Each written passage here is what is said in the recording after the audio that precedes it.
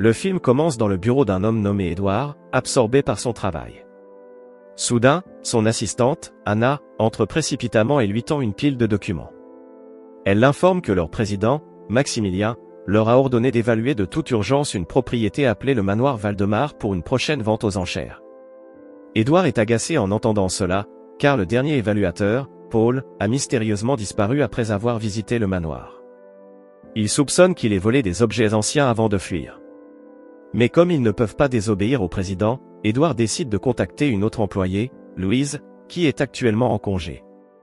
La scène se déroule ensuite chez Louise, où elle se détend lorsque soudain la sonnette retentit. En ouvrant la porte, elle se trouve face à un livreur qui lui remet un bouquet et des documents. Louise prend les objets et, en ouvrant les documents, découvre qu'ils contiennent des informations sur le manoir Valdemar. Enragée, elle appelle immédiatement Édouard et le réprimande pour lui avoir attribué du travail alors qu'elle est en congé prolongé. Louise refuse d'abord de se rendre à l'évaluation, mais après beaucoup d'insistance de la part d'Édouard, elle finit par accepter. Le lendemain, Louise arrive au manoir Valdemar et est accueillie par un jardinier nommé Santiago. Après les présentations, il lui donne un aperçu rapide des lieux et l'avertit d'être prudente à l'intérieur. Santiago lui demande également de venir le voir avant de partir, mentionnant que la plupart des évaluateurs quittent les lieux sans dire au revoir. Ensuite, Louise avance et tombe sur la tombe de Léonore Valdemar, l'ancienne propriétaire de la maison. Elle entre ensuite dans le bâtiment et se rend compte qu'il est en mauvais état. Louise commence à évaluer les objets et à prendre des photos, et sans s'en rendre compte, elle capture un esprit à travers l'objectif de son appareil photo. Absorbée par l'évaluation des objets anciens, elle ne remarque pas non plus une mystérieuse silhouette momifiée entrant silencieusement dans la pièce. Peu après, Louise découvre un escalier et le suit jusqu'à arriver au grenier. Une fois là-haut, elle sent une odeur nauséabonde et commence à en chercher la source. Louise tombe finalement sur une civière recouverte de plastique. En retirant la couverture, elle est horrifiée de découvrir qu'il s'agit du cadavre de l'ancien évaluateur, Paul. À ce moment-là, la mystérieuse silhouette émerge d'un coin et se précipite pour l'attaquer. Mais Louise la remarque juste à temps et s'enfuit à toute vitesse. Elle trouve bientôt un vieux coffre dans une pièce et s'y cache pour se protéger. Cela semble fonctionner, et Louise pousse un soupir de soulagement, mais son téléphone se met soudain à sonner. Cela alerte la créature de sa position, et celle-ci ouvre rapidement le coffre pour l'attaquer. Heureusement, Louise esquive et commence à descendre les escaliers en courant. En cherchant des armes, elle entre dans la cuisine, où Santiago la remarque depuis l'extérieur. Il semble comprendre ce qui se passe et l'oriente vers une cabane en bois. Suivant ses instructions, Louise se dirige vers la cabane et grimpe sur des bûches empilées. Santiago ouvre ensuite une fenêtre verrouillée et l'aide à sortir pour se mettre en sécurité. Après avoir enfin échappé à la maison, un homme nommé Damaso arrive avec une voiture et leur permet d'y monter. Louise perd bientôt connaissance, ce qui inquiète Santiago, qui tente de la réveiller. Cependant, Damaso se met en colère et le réprimande pour avoir laissé la femme entrer dans le manoir en premier lieu. Dans la scène suivante, nous rencontrons un détective privé nommé Nicolas, qui vient de sortir d'un aéroport. Il compose un numéro sur son téléphone, et pendant qu'il attend une réponse, une voiture s'arrête à proximité. Nicolas monte dans la voiture et rencontre Maximilien, le président de l'entreprise où travaille Louise. Il s'avère qu'elle est portée disparue depuis 4 jours après s'être rendue au manoir. Maximilien a donc engagé Nicolas pour la retrouver au plus vite. Il lui demande également de travailler discrètement, sans en informer les journalistes ni la police. Peu après, Maximilien dépose Nicolas à une gare, où il prendra un train en direction du manoir Valdemar. Le détective monte dans le train et rencontre une femme nommée Dr Nora, présidente de la fondation Valdemar. Il s'avère qu'elle a également été engagée par Maximilien pour aider à l'enquête. Après une brève conversation, elle commence à raconter à Nicolas l'histoire du manoir, basée sur le journal détaillé des anciens propriétaires. La scène se déroule ensuite au XIXe siècle, où nous rencontrons un couple nommé Lazare et Léonore Valdemar, qui vivent dans le manoir. Léonore dirige un orphelinat privé, tandis que Lazare est photographe. Ils semblent satisfaits de leur vie ensemble, cependant, les choses changent lorsque Lazare accède à la haute société. Le couple commence alors une escroquerie en créant de fausses photos de personnes riches avec les supposés esprits de leurs proches décédés. Lazare expérimente des techniques comme la diffusion et crée des images qui ressemblent à des figures fantomatiques. En conséquence, ils deviennent très riches, et la seule chose qui manque à leur bonheur est un enfant. On apprend ensuite que les médecins ont conseillé à Léonore de ne pas tomber enceinte, mais elle est déterminée à essayer coûte que coûte. Un jour, tout change radicalement lorsqu'un journaliste nommé Garbea découvre la supercherie derrière les faux contacts surnaturels de Lazaro. Il leur rend alors visite et menace de les dénoncer à moins qu'ils n'acceptent de lui verser un pourcentage important de leurs revenus.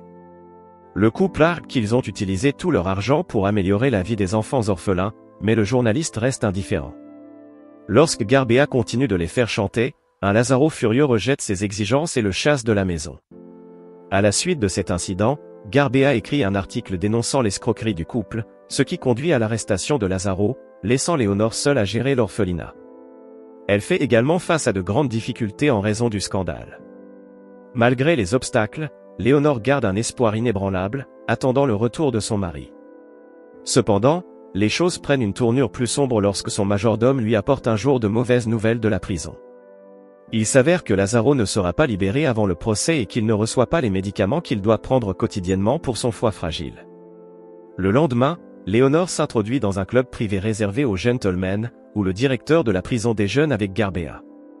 Elle exige des réponses sur le traitement de son mari, insistant sur l'importance vitale de son traitement. Cependant, le directeur de la prison la rejette avec désinvolture et lui conseille de suivre les procédures officielles. En entendant cela, Léonore est dévastée, sachant que cela prendra trop de temps, mais elle n'a d'autre choix que de s'y conformer. Alors qu'elle quitte le club, un journal attire son attention. En première page se trouve un article calomnieux sur son orphelinat. Cela la met tellement en colère qu'elle se précipite vers Garbea et le gifle. Pendant ce temps, un homme chauve nommé Alistair Crowley, qui a assisté à toute la scène, devient intrigué par son histoire. Dans la scène suivante, Alistair rend visite à Lazaro en prison en se faisant passer pour son avocat. Lorsqu'ils se rencontrent enfin, il avoue être un grand admirateur du travail de Lazaro et lui promet de l'aider à sortir de là. Lazaro se méfie de cet homme étrange, mais compte tenu de sa situation désespérée, il n'a pas d'autre choix que de lui faire confiance. Il révèle ensuite que Garbea a réussi à obtenir une femme comme témoin, qui a promis de dévoiler sa fraude lors du procès. Lazaro n'a aucune idée de qui est cette femme, mais c'est à cause d'elle qu'il n'est toujours pas libéré. À la suite de cela, Alistair élabore un plan audacieux et envoie une prostituée séduire Garbea. Elle entre immédiatement en action et réussit à enivrer le journaliste jusqu'à ce qu'il perde connaissance. Lorsqu'il s'endort, elle presse la clé de son appartement dans une masse d'argile pour en faire un double. Quelques jours plus tard, lorsque Garbea rentre du travail, il est surpris de voir une grande foule rassemblée devant chez lui. Une femme hurle depuis l'intérieur, et les voisins ont même appelé la police. Lorsque la porte est ouverte, il trouve la même prostituée à l'intérieur, les mains liées et en pleurs. La femme révèle en larmes que Garbea la retenait prisonnière depuis plusieurs jours. Elle affirme qu'il l'a forcée à témoigner contre Lazaro et la menaçait de mort si elle ne s'exécutait pas. Après cet incident, Garbea est arrêté, tandis que Lazaro est salué comme un héros et libéré de prison. En chemin pour retourner au manoir, il demande à son majordome où se trouve Léonore et pourquoi elle n'est pas venue aujourd'hui. Le majordome lui révèle qu'elle est enceinte et ne peut pas voyager dans son état, ce qui remplit Lazaro de bonheur. Peu de temps après, il arrive à la maison et trouve sa femme en train de jouer avec les enfants de l'orphelinat. Le couple s'embrasse joyeusement après une si longue séparation. Cependant, leur bonheur est de courte durée lorsque Léonore commence soudainement à ressentir de fortes douleurs au ventre. Un médecin est alors appelé, et après des examens, il annonce une nouvelle choquante, Léonore a perdu l'enfant et ne pourra plus jamais concevoir. Cette nouvelle frappe durement le couple, en particulier Léonore, qui pleure son enfant à naître et sombre dans une profonde dépression. Quelques jours plus tard, alors qu'elle commence à se remettre émotionnellement, Léonore reçoit la visite d'une amie. Le même jour, Alistair apparaît également devant le manoir pour rencontrer Lazaro. En le voyant par la fenêtre, l'ami de Léonore lui confie qu'il s'agit de l'homme qui a aidé à la libération de Lazaro de prison. Elle lui révèle également qu'Alistair est réputé pour être un magicien impliqué dans des pratiques occultes sombres et qu'il a été banni de plusieurs endroits pour cette raison. Elle avertit Léonore de ne pas laisser son mari s'approcher de lui, car il semble dangereux. De son côté, Alistair aborde Lazaro, qui est ravi de le revoir. Lazaro exprime sa gratitude pour son aide et souhaite pouvoir lui rendre l'appareil. En réponse, Alistair révèle qu'il y a bien une faveur que Lazaro peut lui accorder. Il lui montre alors des photographies de riches individus qu'il avait prises, et il s'avère que certaines d'entre elles montrent effectivement des esprits capturés. Lazaro, trop concentré sur ses astuces et sur l'argent, ne s'en était jamais rendu compte. Alistair croit que Lazaro est un véritable lien entre les deux mondes et lui demande de l'aider à réaliser son ambitieux projet, connecter le monde des vivants à celui des morts. Pour le convaincre, Alistair prétend connaître une incantation capable de guérir l'infertilité de Léonore.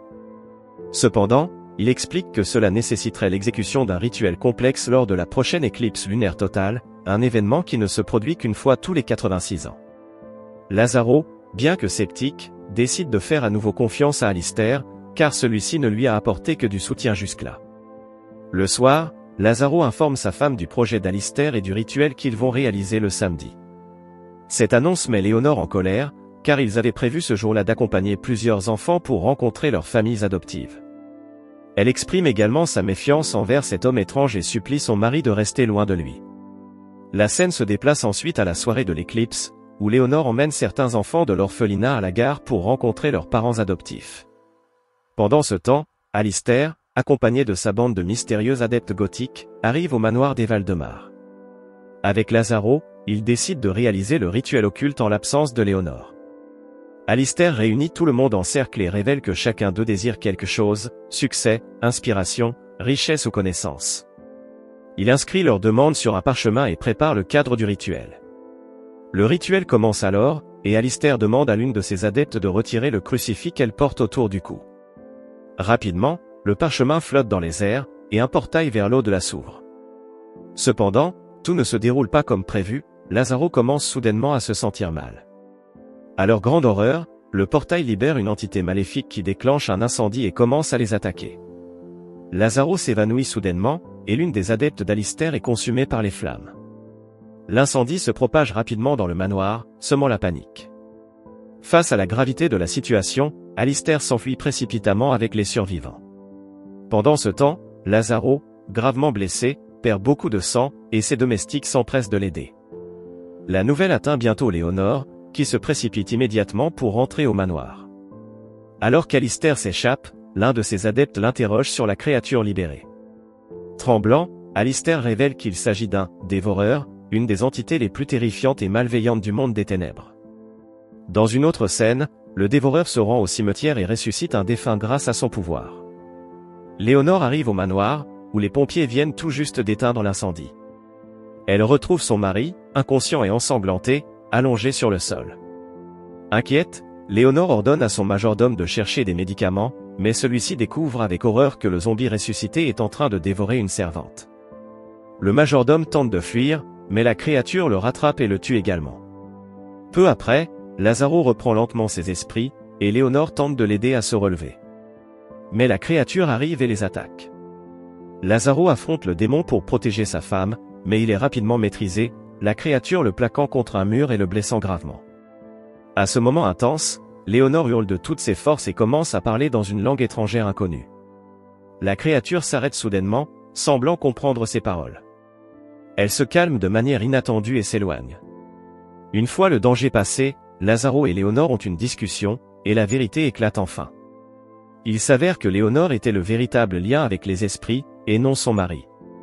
Elle révèle qu'elle vient de conclure un pacte avec le démon, et elle se sacrifiera en échange de la sécurité de son mari.